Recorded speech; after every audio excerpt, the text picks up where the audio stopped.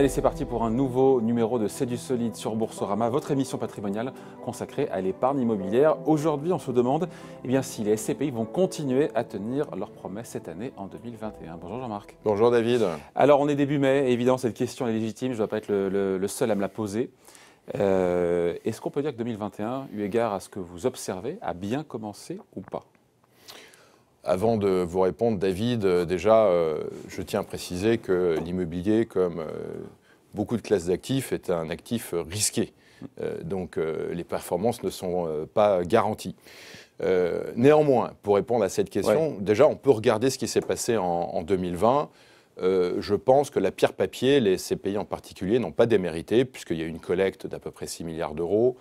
La performance moyenne en termes de rendement des SCPI en 2020, qui a été une année inouïe, au mauvais sens du terme, en termes pandémie, fermeture administrative. Donc la performance, le rendement était de 4,2%, donc c'est pas mal.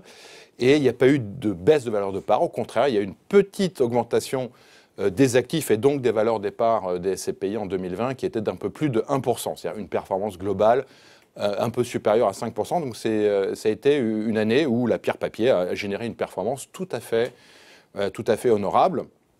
Vous m'interrogez pour 2021. Oui, parce qu'on est déjà, on est en mai, donc on a envie d'avoir les premiers indices, les premiers indicateurs, les premières remontées. Qu'est-ce que vous voyez, je pense, alors, rien n'est garanti, mais je pense qu'il est peu probable que les conditions en 2021 économiques soient moins bonnes qu'en 2020. 2020, ça a été un choc mondial qui a eu des répercussions économiques.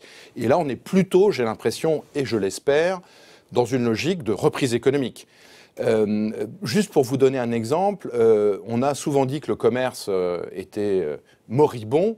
Je pense que le commerce sera le premier bénéficiaire de la reprise économique et notamment de la reprise de la consommation des ménages. Vous savez que les ménages ont beaucoup épargné partout dans le monde et particulièrement en France.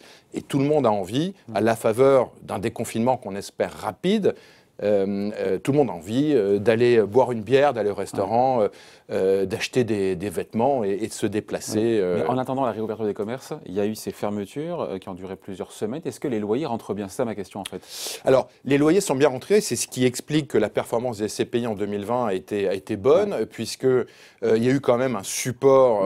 Mais là, en 2021, est-ce que les loyers continuent? Les loyers rentrent bien, puisque pour vous donner une idée, sur le premier trimestre 2021, à peu près 95% des loyers sont rentrés par rapport à ce qui a été facturé, et c'est à peu de choses près le taux de recouvrement normal d'une SCPI en période normale. Donc on doit être à 1 ou 2% en dessous du taux de recouvrement en marge stabilisée quand il n'y a pas d'épidémie et d'effets pandémiques. Donc 2021 pour les commerces, comme je l'ai dit, devrait bien se passer. Pour l'instant, il n'y a pas de mauvaise surprise, c'est ça que je veux dire. Bien au contraire, les loyers rentrent, il n'y a pas de mauvaise surprise pour l'instant. Parce que certains disaient 2020, ça serait catastrophique, ça ne l'a pas été. D'autres nous ont dit, ça sera sur 2021 que ça va être compliqué. Il n'y a pas de mauvaise surprise. Je serai un peu plus réservé sur le bureau, néanmoins, puisque cette pandémie, ça a été aussi l'occasion, sans doute, pour un certain nombre de grands groupes, d'essayer de générer des économies en matière d'immobilier. Donc, il y a aussi l'effet télétravail, mais dont on sait aujourd'hui à peu près que les effets sont quand même assez limités sur une longue période. On va télétravailler finalement maximum 2 jours par semaine, et ça n'aura pas un impact aussi important sur la demande en mètres carrés. Et cette demande en mètres carrés, s'il y a une reprise économique vive, comme c'est peut-être sans doute le cas aujourd'hui aux États-Unis, en Israël et au Royaume-Uni et surtout en Chine, si ça se produit chez nous, il est clair que ce qu'on va peut-être perdre en télétravail, on va le gagner en reprise économique, c'est-à-dire des sociétés qui se redéveloppent, des sociétés qui se créent et qui ont besoin de mètres carrés de bureau, parce que le bureau est indispensable à la vie en entreprise et à la création de richesse. 2021 n'est pas fait, bien, on le sait bien, mais on devrait être dans la lignée de 2020 en termes de performance. Au pire, je veux dire au pire, puisque l'année dernière, on a une récession de 8%. Cette année, on part sur une croissance a priori de 5%.